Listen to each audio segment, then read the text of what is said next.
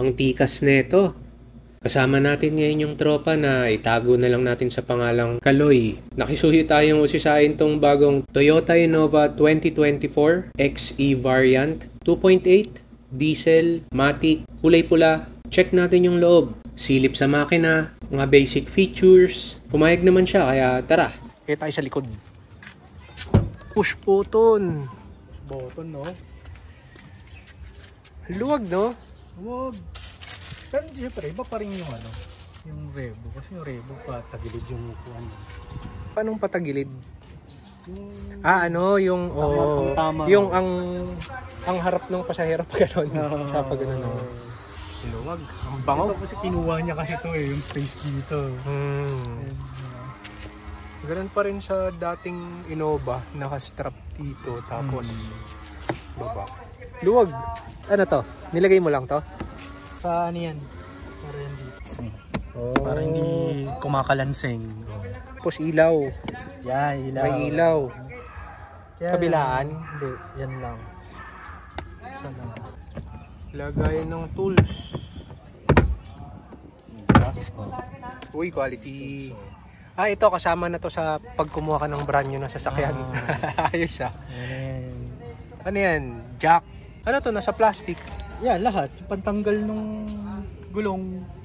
Yung pang ganun. Hindi ko pa... diba? Paano ngayon babalik? Ngayon mo lang ba binuksan niya? Hindi na binuksan ko na yan. Bango, no? Ito ang pinakamabangong scent sa lahat ng tito eh. Kaya nga hindi ako bumibili ng air freshener eh. Inayaan ko muna May aircon vent sa likod. hanggang yan. Hanggang dito sa third row. Hindi magre-reklamo pasahero na ito. Kasi ito yung dating pinagtataka ko kay Paresan. Saka yun. Ano pala to? Seatbelt ng gitna. Dito, gitna. Pag nasa gitna, di ba tatlo? 1, 2, 3. Pag ikaw nakaupo ka dito, yun yung seatbelt mo. Okay. Para doon pala yun. Hindi ko alam eh.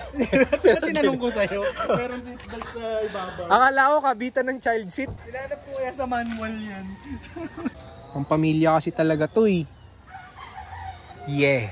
Pwede mo isagad sa likod yan? Ano alin? I-atras pa?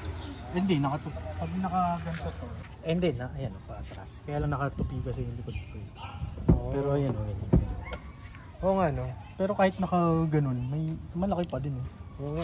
Legroom. Legroom Siyempre, may aircon vent din dito. Kahit naman yung mga luma, di ba, meron to. Hiwalay yung control ng aircon sa likod. May sariling to.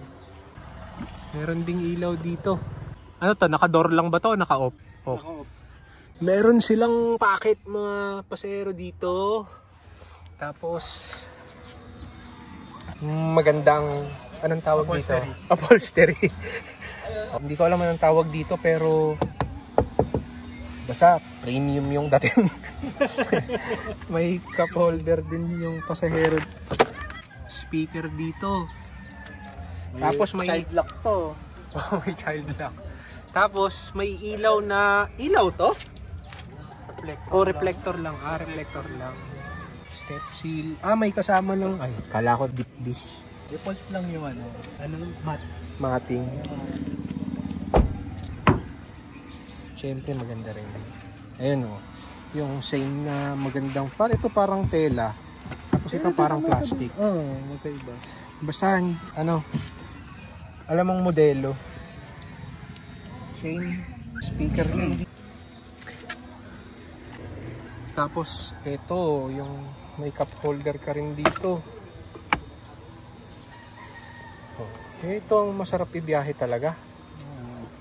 Meron ito yung compartment. Ay ano to, chiller. Chiller yan. Talaga? May vent dito ng aircon sa gilid. Bakit hindi hugis drinks? Parang ano lalagay mo dito? Hotdog? Hindi, baka chocolate. Tama. Para hindi malusaw sa daan. Hindi makasya siguro 1 kilong karne yan. Pero hindi ko alam bakit may chiller. Pwede mo isara yung vent. Kung gusto mong dagdagan ng storage. Ayun, may pwedeng isara yung labasan ng aircon. Tama nga, pag chocolate o ice cream. Ito yung sa ilalim, yung pinaka Parang hindi yung vlog, bumabalibag ka agad. Ayos. Tapos ang solid ng dashboard niya. May cup holder din dito. Hindi ka mauubusan ng cup holder. Tapos compartment. Oh, ang daming space. Ano meron dito sa taas? May hopya, shades holder. Tapos syempre yung ilaw nyo rin. Ayun. May plastic pa yung sun visor kabilaan. Nice! Hindi ko alam kung anong dapat kong videohan. Aircon. May aircon vent dito. Tapos may aircon vent ka pa dyan. Busog din sa aircon vent. Ito yung sinasabi ko yung walang, yung cellphone holder na Oo nga. Parang hindi Oo. Tsaka kakalso dito. Pwede pa din pero di ba parang di pasok. Kahit Di- yung clip Paano yung clip? Sa may clip. Kailangan talaga yung dinidikit. Yun nga. Nagdikit ka na rin naman na. Okay na dito. Best spot nga to Kaya nga Yan na yung incorporate ng mga cellphone holder Unless yung stereo mo dinideploy. Hindi, CarPlay ata yan May CarPlay yung stereo mo. Ayun. Ang parang principle na raw nun, ang cellphone mo hindi mo na ilalabas. Kasi ika-CarPlay mo na lang. Dito tayo sa drivers. Yung side mirror, power na to? Or tinitiklop din?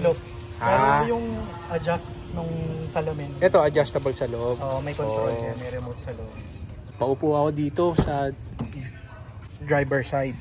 Ayun Same premium looks ng dashboard, ng sidings. Pang-adjust ng side mirror, power lock, power window. Ito ang feel niya pag nasa driver seat. Kahit sang angulo tignan, maganda. Aircon controls, tapos ayan, kung ano-anong indicator, hindi ko alam. Cigarette lighter. Ayan. Storage din dito. Ang luwag. Ang dami mo talagang storage kasi ayan. Meron dito, meron dyan. Meron din dito. Meron din cup holder dito. Tapos ito yung mga banting slot para sa anong accessories na pindutan. Hood, jug, gas tank. Tapos ayun, start natin. Wala bang seremonyas to pag i-start? Bago pa yan. Bago pa? Seremonyas yan. Wala pa ritual. Wala pa ritual yan. Ganito pag naka-start, speedometer, RPM, temperature, fuel gauge, tapos yung stereo, meron ng Apple CarPlay tsaka Android Auto. So, hindi ka na problema sa stereo. Hindi ka na mag-upgrade nito kasi goods nang gamitin. Meron siyang traction control. Tama ba? Traction to. Ano tong power mode? Power mode saka eco mode. Yung eco yung driving mode. Parang siya Pang change ng driving mode. Tapos, iba na ata yung rear mirror nito Yan pa rin yung malaki. Yung nasa Revo? Maganda to Saan mo binili to? Saka lang, mga Blade. Ganito itsura niya kung nagbabala kayong bumili. Ito yung feel niya sa loob. Magugustuhan ng pamilya. Sakto sa pamilya, sa tropa. Or kahit magtatayo pa lang ng pamilya. Punong-puno ng storage space. Komportable sa loob. Diesel to. Tapos matic. Ano pa ba yung dapat sabihin dito? Ayan. I-steering. Andito yung controls niya. Volume. Voice control meron. Bluetooth functions. Yung mga normal na call functions. Tapos ito yung control para sa display. Elapsed time. Ano ba yung mga modes niya? Eco settings, outside temperature, mileage to malamang. Ayun, average fuel economy. Malamang matipid din to. Matipid ba to? Matipid yan. Matipid. Matipid. Estimated range na pwede mo pa i-travel sa current karga ng fuel tank mo. Average speed. So marami siyang options na pwede mong ilagay sa display. Ayun, power lock, keyless entry, tapos flip key. sa 2024. Anong model to? Anong Toyota Innova. bar yan? XE. Buksan natin yung hood. Buksan natin yung hood. Naka-motolight. Paano sinasabi yung baka naman? Ang ganda oh. Hindi ko masyado naiintindihan yung laman, pero ganito yung itsura nung inside the hood. Kung ano yung mga importante dito or andyan siya. Airbox. So andito yung air filter. Air filter yan. Radiator ang haba. Tapos yung reservoir andito. Tapos stock na busina ganito kalaki. Bagong bago. May mga tatak pa lahat. Ano to? Power steering fluid. Andito. So napakadali atang servicean nito kasi andito lahat accessible yung mga tinatop up na mga fluid. Wiper washer. Brake fluid to, di ba? Paano mo re-refilan yan? baka natatanggal. Oh, Natatanggal. Galing no, may cover niya oh. oo nga. Ito, yung iba gusto meron nito, yung iba ayaw. May hood insulator din. Engine model lang yun. Oh, tsaka yung Prion, ay R134A. Ayun. Engine bay ng Toyota XE. Toyota Innova. Innova 2024 XD. Ang headlight, stock headlight to, no? Stock. Halogen. Signal. Para dito tong, itong butas na.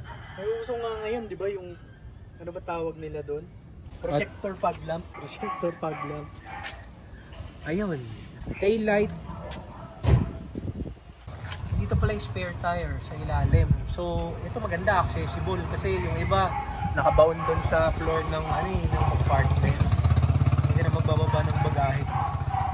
Yan, dapat yan may lock na. Kasi Kasi puputulin lang yun, di ba chain lang yan? oo nga. Puputulin lang, so dapat may lock na may separate na daw na lock. Konting glimpse sa suspension sa pangilalim. Ganito itsura. Ayan. Gulong. Plastic hubcaps.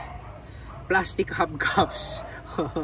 Isa-search ko na lang online. Tapos habang dumadaan yung video na ganyan, parang nag-overlay na lang yung mga text no, kung ano yung na-search ko sa cup holder, aircon vents, glove box compartment na nagiging ref. Common na siguro to sa mga modelo. Pero pareho kasi kaming galing sa lumang sasakyan kaya blockbuster na agad tong mga to. Di na natin na road test, ginabi na, pero handling, power at fuel efficiency, basta Innova kahit paano, alams naman na. Driving comfort, seating capacity, cargo space, yan talaga top selling points. Kaya eto kadalasang choice ng mga tito. Lalo na yung mga established family guy na nag-aaral yung anak sa private school. Kaya salamat sa pagpapa-experience. Congrats ulit sa bagong Toyota Innova 2024 XE with plastic hubcaps.